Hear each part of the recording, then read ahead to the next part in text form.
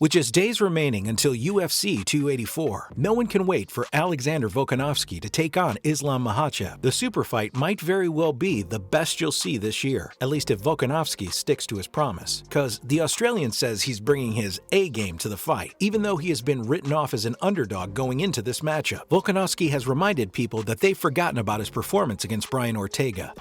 Huge ground strikes from Volkanovski. One of the best title rounds you will see.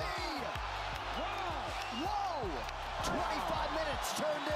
The great did demonstrate some amazing escape acts in his fight with the grappler, and now he's assuring his fans that he has made the necessary adjustments to keep Islam in check if their fight comes down to a wrestling contest. Makhachev, on the other hand, says Volkanovski may have worked on his defense, but he won't be able to match the Dagestani's wrestling knowledge and skill. I think what's going to be interesting to see who has the advantage. Whoa, big left hand. That's it. Wow. Islam Makhachev. The two men faced off in Sydney last week to set the stage for one of the most anticipated fights in recent history. The bout will see the #1 and #2 pound-for-pound mixed martial artists fight each other for the UFC lightweight title. Islam is set to compete the final days of his camp in Perth. Alexander is going to continue his training in his freestyle fighting base, which is 2 hours from Sydney. It is there that the great believes he has polished his ground game.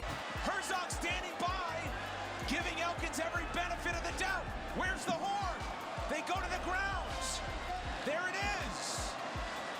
To a level worthy of Dagestani machine, or at least it will give him a chance to create opportunities for him to outclass Makhachev with his striking. In fact, the camp was longer than usual for the featherweight champion. He revealed that he wanted to build a good base in wrestling, and that's why he went into the camp a little earlier than the usual 8 weeks. The pound-for-pound king also shared how his team structured its camp. They brought in wrestling and Brazilian jiu-jitsu coaches pretty early as well, so that they could help the champion get ready in time. Volkanovski is confident in his preparation, but we'll have to see if it works out well against Islam. You must have heard guys talk before about how good they've gotten in preparation for a fight against a lightweight champ, but it's a whole different story when the dude somehow manages to get on top. Makhachev trying to set up a submission here, decent. Yep, and you know, these guys do combat sambo their entire lives, you know, so if you present an opportunity to get a sub, it's over. He'll go get it. There it is. He's got the arm. And there's the tap. Another big finish for Islam. It's usually game over at that point. I guess we'll have to wait and see how well the Australians do against Islam. He did defeat the Korean Zombie and Max Holloway in his fights in 2022. Both were convincing victories and set the stage for his move up in the lightweight division in pursuit of double champion status. But there was hardly any wrestling required in either one of these fights. Some UFC pundits and fans have written off Volkanovski completely for the fight, and it doesn't sit well with the great. His victory over Ortega wasn't that long ago, where he successfully defended his T-City's takedown and submission attempts. People might argue that was significantly different for what Makhachev brings to the octagon, but Volkanovski said that he's different too. While praising Islam for being a great fighter, he himself isn't an ordinary fighter either. All right, down the stretch here. Final seconds of this championship fight. And a late takedown for Volkanovski. The first real takedown. Incredible. He told ESPN that he does some things differently with his preparation and that the world is going to see that during the fight. Well, you've got to admit that the featherweight champion has a never-give-up attitude. You must have seen it in the Ortega fight, when he somehow kept escaping from the ground and kept forcing the fight on his terms. Also, the incredible performances he put up against Holloway in all 3 of their meetings, those were just insane. Seconds.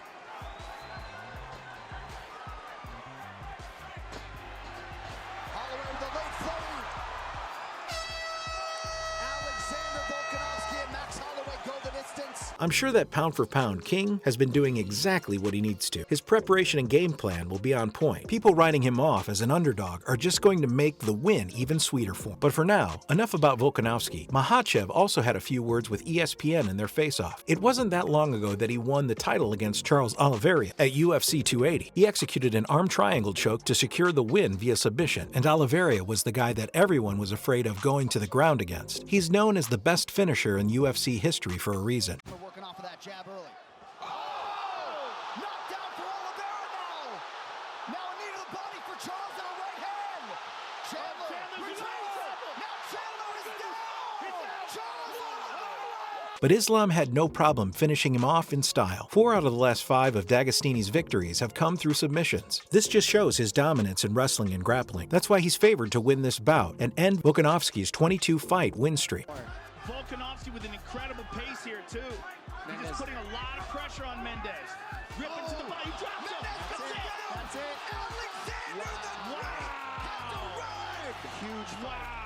When asked about how his ground game is so good, the champion simply replied that it's because he's from Dagestan. According to him, Dagestan is the best in the world for wrestling. Even though it's small, they have many Olympic champions because wrestling is their traditional sport. Everyone in his home state wrestles, even an Uber driver. And that might sound funny, but I feel that there's some element of truth to it. Makhachev revealed that they begin wrestling as children and wrestle wherever they could, even in the streets. And that's the reason they're so much better than everyone else at wrestling, because they've been training their whole lives. In the champion's opinion, in order to be good at wrestling, you've got to train for your entire life, unlike kickboxing and striking, which you can improve in a few months. Of course, Makhachev has been training in all disciplines of MMA ahead of the fight. He acknowledges Volkanovski's striking prowess and thinks highly of the Australian's ability to close the distance, even though he doesn't have that long of a reach. If he gets knocked down again, I think it's safe to say Herb might jump in. That's it! That'll do it! And still the best featherweight in the world. Make it 21 in a row. For his first ever title defense, Islam revealed that he wants to weigh around 76 kilograms. He stressed that he doesn't want any extra weight to hinder his speed and footwork. That has been critical to his success throughout the years. He did have to bulk up a bit at the beginning of camp to help with his wrestling and strength training. Beautiful binding of the legs there. This is the speciality of this team, really. What's he getting, Dan? There's the wrist bar. What's it There called? is, the Dagestani handcuff. Dagestani handcuff, man. You're on it, Paul. And that's all you, Dan. But now, the champion is working on bringing himself down to the right weight. He needs to look sharp inside the cage, and that's exactly how the champion is planning things out for the title fight. Volkanovski also revealed the weight he's going to be at UFC 284. In an interview with the All-Star earlier this year, he said that he bulked up a lot in preparation. In fact, he gained so much weight that he'll have to lose some of it before the match. Leaning out of all that extra mass will give him explosive muscle at the perfect weight. The featherweight champion admitted that he may be shorter than most, but he's quite heavy because he holds a lot of water. At the time of the interview, the great was around 80 kilograms or 176 pounds. Since then, he's been working on bringing it down. He stated that 172 pounds would be ideal for him to fight Makhachev because it would provide him with the ideal balance of strength and speed. The Australian promised that he was going to take Islam by surprise with his power, strength, and takedown defense. Volkanovski stated in a subsequent interview with Michael Bisping that he would maintain his composure throughout the fight against all his panic. His quote was taken by MMA Fighting and posted on their Twitter account. This probably triggered Islam because he responded by saying, "After your first 15 helpless seconds on the ground, I guarantee you will panic." Hilarious, isn't it? But it probably was a fair warning from the UFC lightweight king. Their game plan may look simple and easy to break, but from what I've seen so far, no one has been able to solve it. Look at the shoulder pressure, though. Look at Dover's face.